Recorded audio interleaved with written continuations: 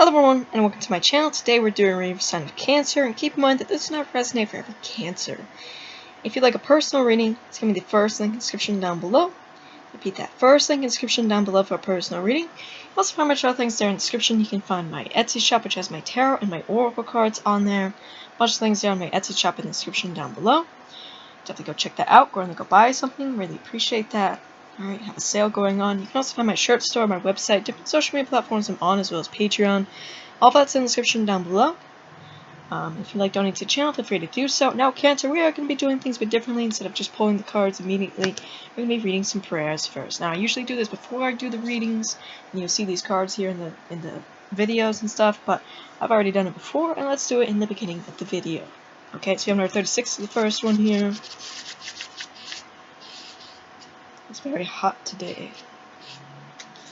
It says, Beloved Kalima, I call upon your divine feminine wisdom and the divine masculine power that arises to protect it, with discernment, strength, and courage. Ask for your assistance in all ways, including your blessings of spiritual and material prosperity. May I move beyond my conditioning into unobstructed authenticity and spiritual integrity to joyfully and graciously manifest my true purpose, bringing spiritual benefit to all beings. And this is Jai Kali. Alright, now we're going to read number 2 over here.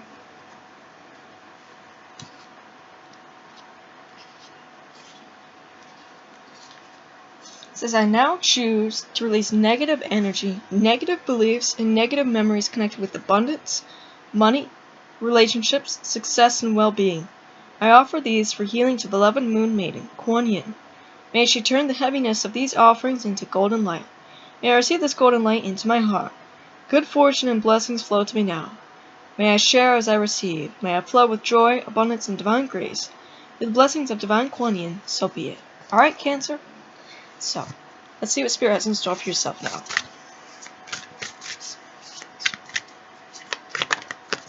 We have a card falling out. What is it? It just fell out. We have number 30 with telepathy, non-verbal communication, energetic pulses, mind readings. So there may be someone here that you're telepathing to. There's some sort of telepathy. Alright, Cancer. Let's find out.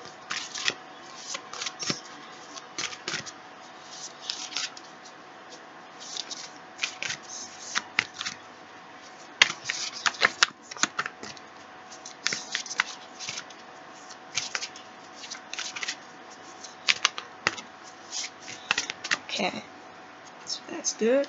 Shuffle. Let's see, we have number 25 with the Selkie in her skin, reclaiming your authenticity. We have number 24 with Soul Cage, rescue, escape from captivity and restriction. Number 21 with the mirror, know thyself, self-examination, seeing who you really are. The last card here, we have number 40 with yearning, longing for someone, undesired separation, pining. Alright, Cancer, I feel like I'm about to sneeze. Try not to. It feels like you're becoming more of your authentic self. You're being released from a cage here. Maybe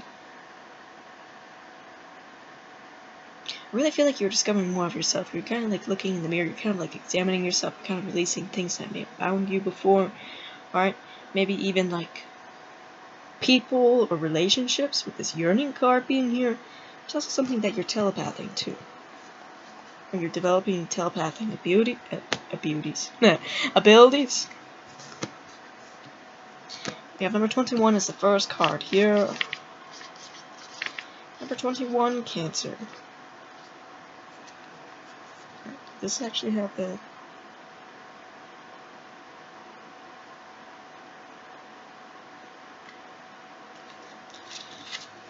It says, water is a great mirror, and the darker it is, the clearer the reflections of the world around it will be.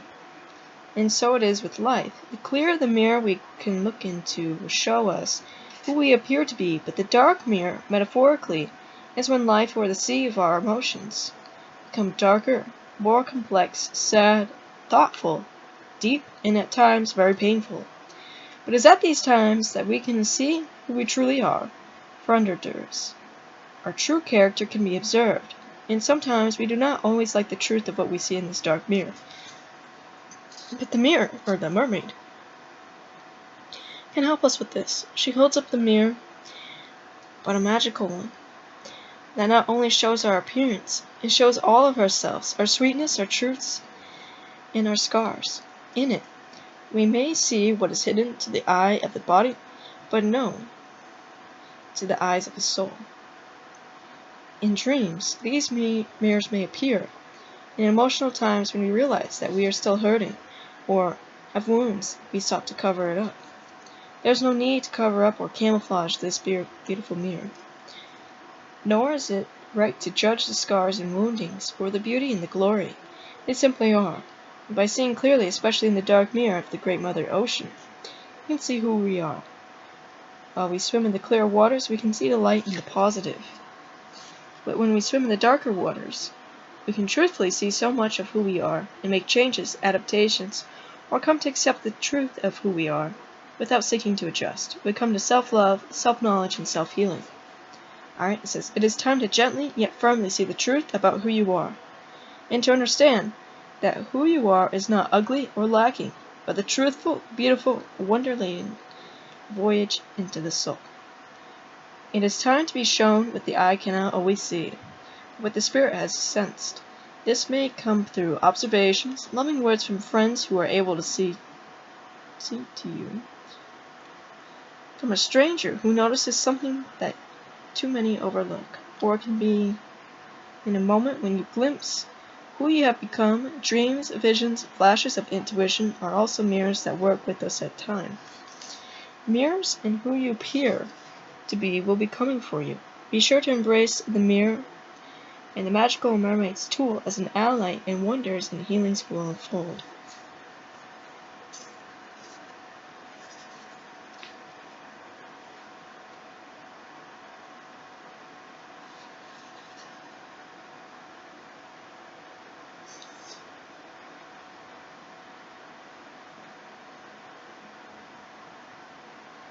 It says, in the legends of the Merrows, it says, we mermaids of Ireland's wild and lovely west coast, there is a dark underside, the soul cages. These are underwater prisons where men are held between the worlds, prisoners of the jealous merrowmen. Under the waves, the merrowmen entrap the princess of the earth in cages of kelp and coral. The soul cages are the legend in which the prince lies suspended between life and death. But for every man kidnapped and thrown into a soul cage, there is a mermaid who will free him from this, I don't know how to say that word, but dungeon, swim him to the surface, and start his heart once more with kisses that are part of song, part spell. In the breath of a merrow, and the man unites, the prince returns, alive once again, forever unchanged. Or forever changed.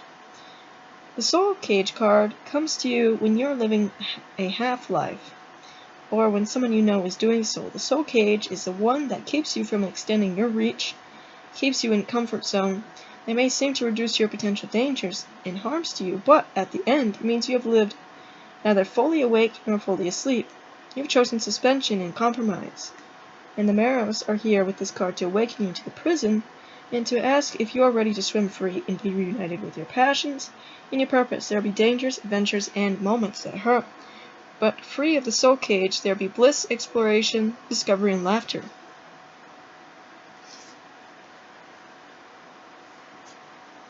says, feeling trapped, restricted, squeezed, or limited, you may be within the confines of a soul cage. The soul cage is every compromise you've ever made that cut a little bit of your soul off. Every time you lied to keep the peace, it is the job you took because you thought you could never make a living doing what you love. It is the piece of unnecessary insurance we are sold, every time we are told to live in fear, and every time we are encouraged by our culture to live as though we are in great danger. This card in the Merrows now asks, you do you wish to free yourself from the soul cage? It need not be done all at once, for there are many bars and chains and many locks, but little by little they will help you rediscover the joys of living according to the stories the soul wants you to tell, and you'll be free.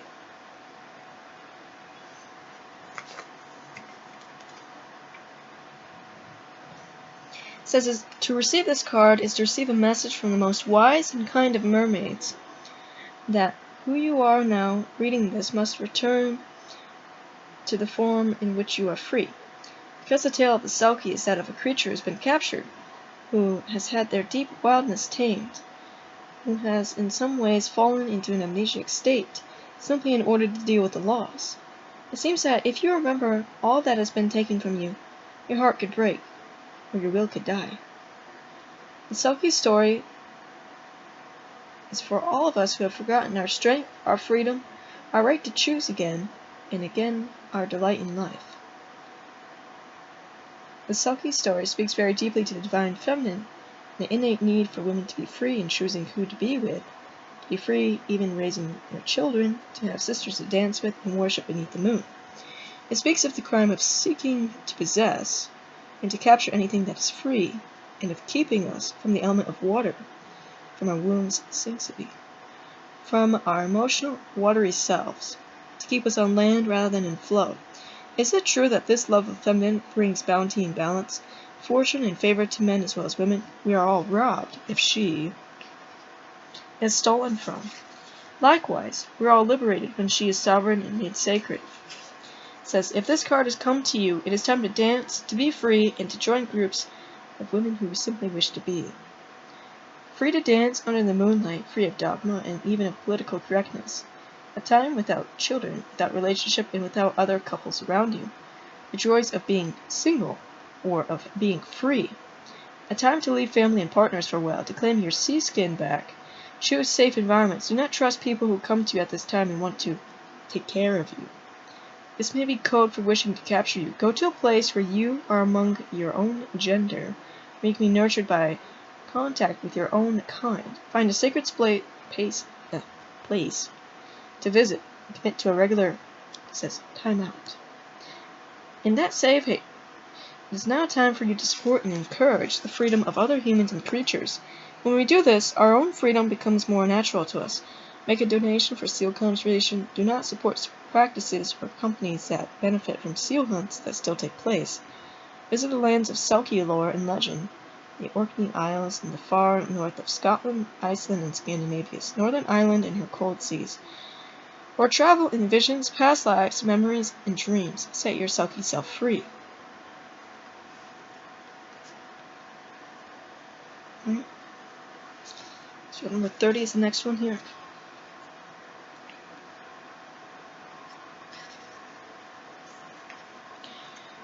Once, you could all speak without a sound being made, and the sounds you did were sacred, purposeful, full of intent. Now you hear speak and speak, say nothing, using the air to create sounds to fill a void, but none of you understanding the hearts of others as well as you might.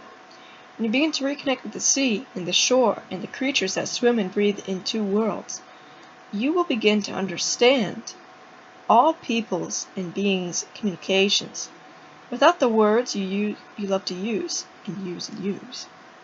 There can be immediate empathy, transparency, and all can be seen. And so, all was there, open, available to be known. When you were a Lemurian, you spoke. Spoke. Without words. With your energy, and you communicated with your energy. All the time. Lemurians could telepathically broadcast messages. So you're connecting with Lemurians here. This is what you're telepathing with, right? All the time. Lemurians could telepathically broadcast messages across vast distances, and were often linked via a silver cord of energy that would flow from the solar plexus to the other beings' energy systems. These cords plugged in across miles, oceans, continents, solar systems, and galaxies. Hair, body hairs, and skin, and organs, every cell within a Lemurian was sensitive and tuned in. Many of your indigenous people, of whom you are, of course, one, know the power of their hair, and Lemuria. Hair was like a receptor. Hair received information from far away, and each strand could unfurl and live quite independently. It's a function of your DNA deactivation tragedy that you know you have incapacitated your own ability to receive messages. Instead of this immense interconnected being overwhelming, as it would be if you connected with everyone around you in your daily life in this way today, in Lemuria. It resulted in feelings of fullness, love, satisfaction, and connection. Now in this lifetime, these ancient abilities you once possessed are returning.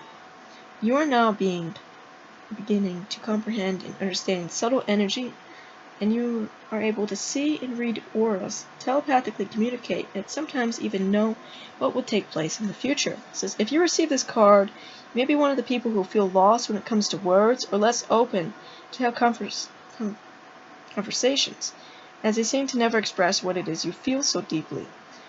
You prefer to let your energy shine through and speak for you. Many people are labeled with medical terminology if they are silent, when in fact they are constantly communicating, just in ways that are advanced, subtle yet ancient. They are open-energied and communicate effectively and are in harmonious attunement with animals, plants, crystals, and song. More so than with conversation. In the jousting and competitive turn much of us that can take. You may find yourself connecting telepathically with memories stored in crystals, trees, and sacred sites. You too can connect with your telepathy and true wisdom by connecting with these sacred spaces, crystals, and trees. Huge bodies of water like the Pacific are brimming with energies and memories, and you are one who can read them, one who can speak the language of energy. Next we have 40. Let's read this card here. So often we have to have yearned for so many people, places, things, experiences that are not ours. To be a mermaid is to dive in, to immerse, to swim deeply, and to not understand what it is or what it must be to be indifferent to life. So yes, as with the little mermaid of your stories, there have been foolish things done, exchanges made, and pain endured, and we have felt in love with the life or place that we cannot truly experience in our current form. To be mermaid is to feel, without the judgment and logic you often so apply. We are of waterborn, and in water, in the psyche, in emotions, and in love with every feeling, every aspect of our potential. And sometimes that has brought us pain. And sometimes we must know this pining and longing can kill us, and you feel it too. Which is why we come to you now.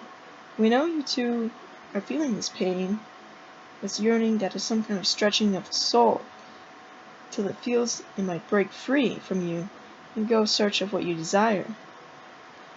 But we are here to also tell you that the feeling you are experiencing will pass, that you can expect a breakthrough, where your capacity to feel and to love and to heal and to adore is growing stronger and stronger.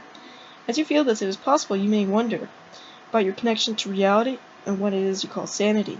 Yearning is deep, is painful, and is what takes place when two souls who have deeply merged their energy and their fates and their destinies are separated and do not know when they'll be together again. It is natural. Creatures of the sea and the forest do this, and so do you. This pain will pass, and if it is destiny that your yearning will bring you close again, it'll be so. We know this feeling, we comfort you, know its beauty, or know it not at all. It says yearning for someone you may not even met yet, and pining for someone you love, and for the moment are separated from. Maybe feeling a great gulf or distance open up between you and someone you love. This may be a physical distance, or distance due to belief, lifestyles, yearning for a connection, closeness that seems to be evading you at this moment. A longing for the one you love to be by your side, not being able to bear another day of separation. Making choices that will enable you to be together, feeling that destiny and fate are entwining your emotions and psyche with those of another soul. Is that inevitable that you will be able to be together? Feeling of meant to be, but unable that it can be so. A feeling of being star-crossed. Circumstances can be changed if both feelings are willing. Longing to be with someone, even beyond this lifetime, and feeling discontent until it is so. Alright, Cancer. God, that's a long reading. Oh my god. So let's get to knowing some charts yourself. Got the messages for you.